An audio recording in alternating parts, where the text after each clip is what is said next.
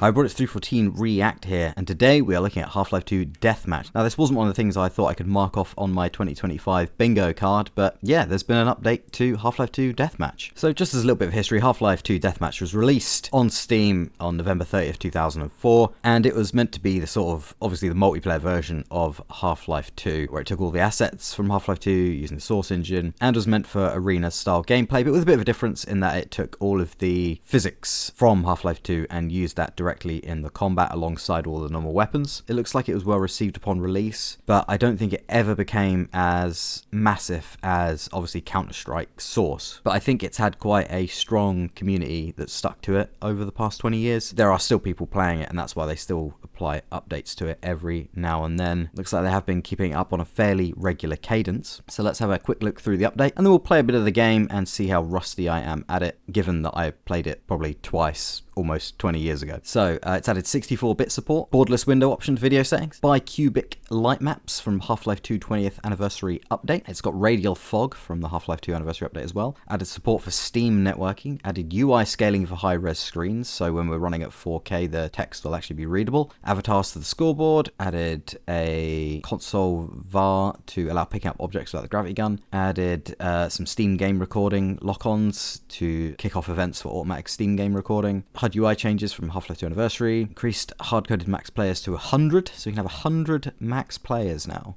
Wow. Default max players from 2 to 24, improved networking precision, proper view models from Half-Life 2, some changes to the default server name, game client launches in native resolution rather than 640 by 480, thank God. A whole load of client-side prediction fixes, which mean it should fix the sort of jank rollback in certain situations, so guns should actually work a bit more as you'd expect now. Fix the Source TV player, fix the text, some sound effects fixes, AR2 playing their animation alt-fire twice fix the SMG1 and AR2 not playing their bob animations when moving, fix the crowbar flesh hit sound effect, fix the grenade having the slam impact sound effects, fix the RPG laser dot not showing up, another fix to dry fire sound on guns, fix the death feed not showing player names, fix the bug where player weapons could spawn below them at spawn and not be properly equipped, fixed certain breakable props not jibbing correctly, fixed an issue where certain variables like position would not be updated correctly to match the server in a certain situation, and fix the player's base velocity to stop it getting subtly out of sync from the client server. So let's dive in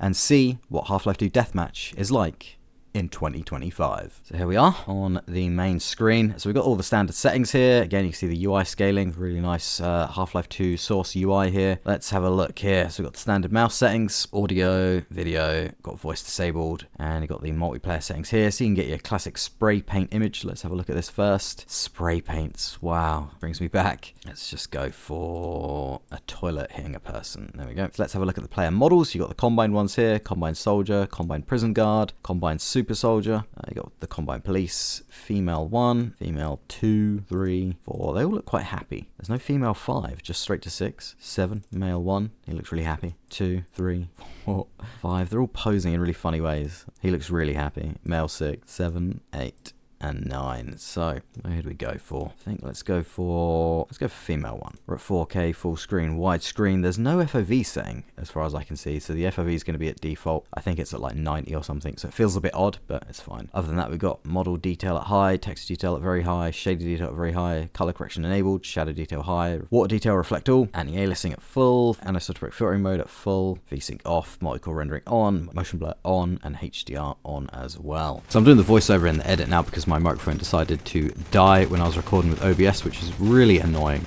So we're on this first map here, which was a lot of fun. This is the first map that I played just before doing the recording, and it was the map I had a lot of fun on because it's very open, but there's also a lot of internal areas as well, and you can see you have to go to little hidden areas like that to get weapons. It's not obvious where all the weapons are, and it's clearly set in City 17, as you can see, so it's got a really cool backdrop, the classic Half-Life 2 backdrop, and you end up with this sort of front line of combat here that you can see, and the front line can shift and move, and you can see some of the excellent physics there, people blowing up and flying in the air. It's so much fun. And then I think I get stuck on a ladder here. Yep. So you can still see the janky sort of physics that exist in Half-Life 2, which just makes this even better, to be honest. And I tried to kill people a number of times with physics props, but I don't think I got a single kill with physics props. Maybe one or two, but it's just really hard to time it right because of the difference in the client versus server. And sometimes it feels like even when you hit people, I'm sure I hit that guy there, it still didn't kill him. So it's nothing like playing single player. And there I try a little trick of setting the grenade off and firing it with the gravity gun, but it didn't work. It just exploded in midair. I think I need to be a lot quicker. Just trying to pace my firing better with the AR2 there to try and hit people at longer distance. So there's quite a bit of skill to this. It's very easy to play, but there's quite a bit of skill to learn to get really good at it. And here I noticed there was a door closing to a little back area here.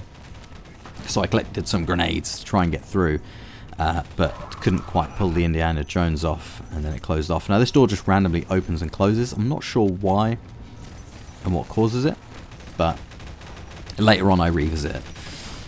And then I get attacked here.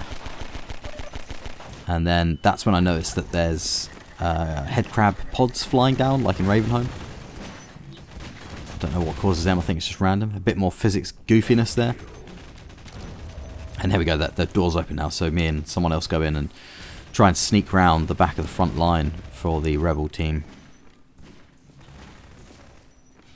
Just grab some ammo here, AR2, sneak around. There we go. Just see a grenade ping in there. I think they threw that grenade in via a gravity gun because it pinged in so quickly. And you can see people jumping up into higher areas there to get advantage spots.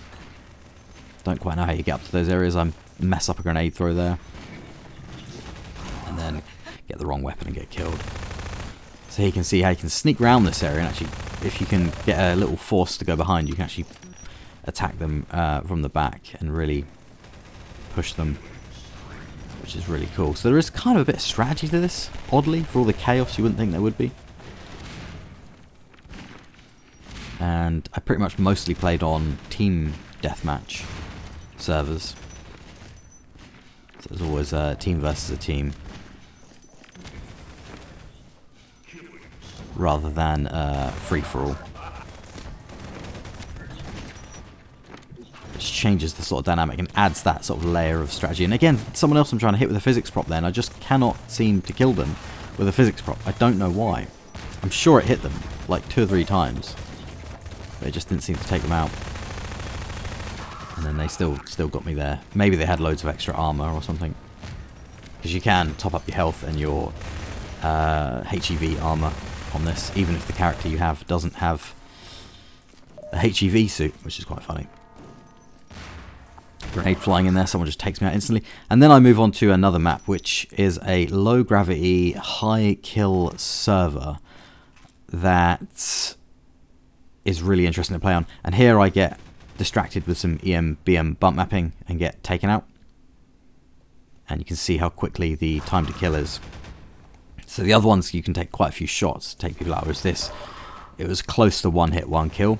I think you could survive a couple of hits like there, but generally you were pretty much going to get taken out. And this is where I learned that you had to kind of take this map a bit slower, because there was only about 5 people on it, including me. So you had to kind of take it a bit slower, take it a bit quieter. This person took me by surprise, but I just managed to take them out as they came around the corner. Yeah, it's interesting, this one, and it's really creepy. You can kind of see it's got that liminal sort of feel, the weird sort of Sims wallpaper. Didn't even see who got me there. I think you can just about see them in the top left. And then my own shotgun falls down, and I get taken out again by someone I didn't even see. I can't even see them on the video watching it back. So many of these people are like Batman. They're just waiting for you in hidden areas. And this bit again, liminal space, kind of looks like something from The Sims or The Sims 2. But has a weird, creepy kind of feel to it. So I was just getting kind of freaked out here. You can kind of hear some footsteps running around. So I was trying to figure out where they were. I don't think I ever found that person, but this person just totally sniped me.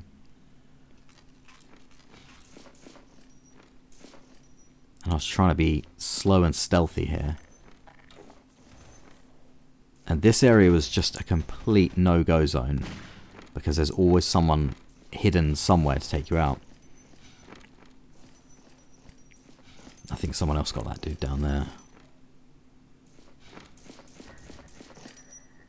think I get a kill here.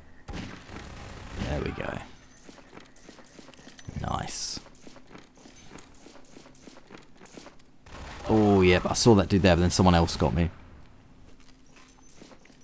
Then I realised you could step through this curtain here, but not see through it, which adds another layer of kind of fear to this, because you don't know if someone's just hidden behind there.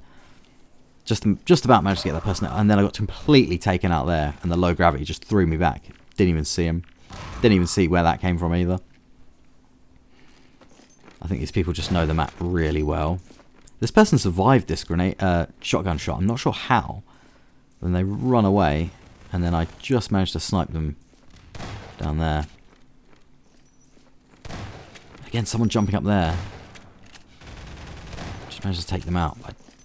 They, like I said, they know the map so well, they can just Batman you and just be waiting for you. So I just get taken out so many times. And I try and run through quickly this area, but still get taken out. See someone in the distance there running along. Try and wait to snipe them, but then completely missed that dude. Didn't even see him till the last second where he got me. And then, yeah, this is where a pan came in the door, and then I was looking at it, wondering what was going on. Then the person just ran around and took me out. I think they threw the pan in the room to distract me. Which is brilliant. Because I just had no idea what was going on. Didn't even see the person there until the last second, and still got taken out. Taken out there again. Didn't even see that guy, even on editing. Spawned right in front of someone there. Taken out by this guy again, didn't even see him.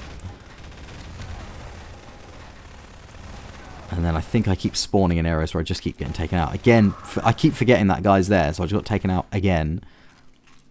And this time I really want to avoid him, so I tried going out this way. Into this horrible room here. Tried getting up the stairs, but I couldn't. Started panicking, ran into a little room. I got taken out.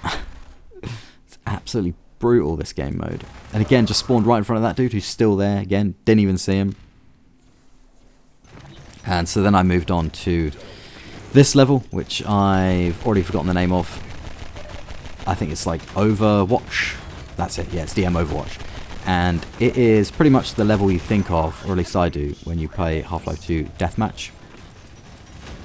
It's basically the bit from Half-Life 2 when you're in the city, and Barney's in the upper bit of the building, and he's wanting you to take out the snipers. And it's really interesting because all of the weapons of Half-Life 2 weren't designed for deathmatch, really. They're designed for the single player. And this level here, part of this level, was designed for the single player. But somehow it all translates perfectly. The physics, the weapons, this little segment of the level, all converts perfectly to a chaotic, fun deathmatch. So it's really interesting how something that was designed for single player somehow converts to an absolutely amazing multiplayer experience that's still really fun 20 years later. So I just found that really interesting, because I was starting to get really into it at this point. I was starting to get used to the weapons and the flow of it and the movement and even the lower FOV. And because usually I'd have the FOV at like 104, 120 or something. But I was getting used to it. I was getting used to the mouse movement. I was really starting to enjoy it, especially using the crossbow here. Some more custom noises in the background there. Some of the servers make you download loads and loads of custom sounds and random stuff. And this one wasn't too bad, and it's kind of cool to hear these noises in the background, especially the Unreal Tournament double kills and monster kills. See, I think someone here has put a physics prop, a car, in the stairs there. I don't think that's meant to be there normally. So you have a bit of trouble getting up there and getting over it. You have to sort of duck jump over it quite a bit. And here's the bit where Barney is in the game. And there you go, more excellent physics there, just getting blown into the atmosphere by a RPG. And because this level is a bit more open, you can kind of spawn anywhere around people. There's not so much the team versus team front lines. You can just spawn in the middle of loads and loads of enemies straight away. So it's just constant chaos.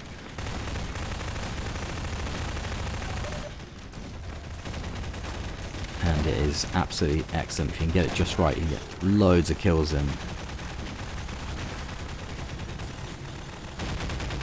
It's just essentially a circle around the map and then a middle building. And there I was pressing F and accidentally turning on the flashlight because I was trying to melee, forgetting that there is no melee in Half-Life 2. Because I was thinking of Titanfall 2 for some reason. Getting some kills in there. Again, this is where I was getting really used to it. Really enjoying it. It's just so simple to play. I think now you've got multiplayer games nowadays that are really complicated with loads of unlocks and monthly passes or game passes or whatever they're called, and all the DLC and complications of all that. Whereas this is just so simple. You just load it up. It's very easy to run. You know, an old laptop from, you know, even 15 years ago will play it fairly well. And you just go in and just blow people up really simply. And it's got kind of the meme status now, Half-Life 2. So it's aged like a fine wine, because the physics memes, the sort of skibbity toilet faces that the people now are, all that kind of stuff, makes this just such a fun, easy thing to play. And that was an excellent kill. Look at that. See, that's exactly the kind of thing. Just the exaggerated 2004 Ragdoll. So it should be more popular than it is, really. Because it's just so chaotic and so fun and so simple. Like I say, you can just jump in and just play. And it's easy to play, but there's quite a high skill ceiling, I think, because some of the people have been playing it so long, they're so good at manipulating the physics props and using the gravity gun and the crossbow and stuff. But I wasn't doing too bad on this one. I was getting quite a few kills. I was really enjoying it. Just panic spraying some SMG ammo there. It's quite fun when you get close to someone with an RPG and they don't switch weapons because they can't really fire it close to you without killing themselves. And again, the car's been moved up there, so I think the props are static. Once you leave them in a place, they'll stay there, except the explosive barrels. I think the explosive barrels respawn. But yeah, I don't think I got a single physics prop kill, which is quite funny. And this area just always turned into chaos. It just seems to be where the most people spawn, right next to each other. Someone got a monster kill there. This is where I got some really satisfying crossbow kills. Picked up my own crossbow there. Look at that. That was such a cool shot. Really proud of that one. Nice snapshot, and the double kill makes it even more satisfying. And even more satisfying when you actually pin them to a wall. That's really cool. And the SMG is, the MP7 is really a great sounding weapon, but it's so loud. You forget how loud it is in Half-Life 2, and that's when M-Mod really fixed that up and made it less eardrum bursting. And this is where I started to wrap it up. Picked up a random prop here. And yeah, I realised that I had to stop recording because I've been playing for so long that the video was going to go on for ages. Because it is a lot of fun, and I spent a good couple of hours on this, when I really only meant to spend about an hour or so recording it. Because it is just so much fun. And yeah, that is Half-Life 2 Deathmatch. The only thing is that there could be a few more models to choose from. I'm sure you could choose from Kleiner and Eli and stuff like that, some of the characters from Half-Life 2 before, but maybe you can't anymore. Like I said, the last time I played it was a long time ago, so maybe I'm just misremembering. I was sure there was more models there before, or maybe I went on custom servers before, I don't know. And yeah, you have control over the custom content you can download. Really amazing game. It's really, really fun. And I didn't think I'd have that much fun with it. I can see why they keep updating it on a regular cadence. Thanks for watching. Leave a like, leave a comment, let me know what you think. Subscribe, hit the little bell, it really helps. Keep an eye out for new videos. There's one every week on tech and video games. Hope everyone's staying safe, and I will see you in the next video.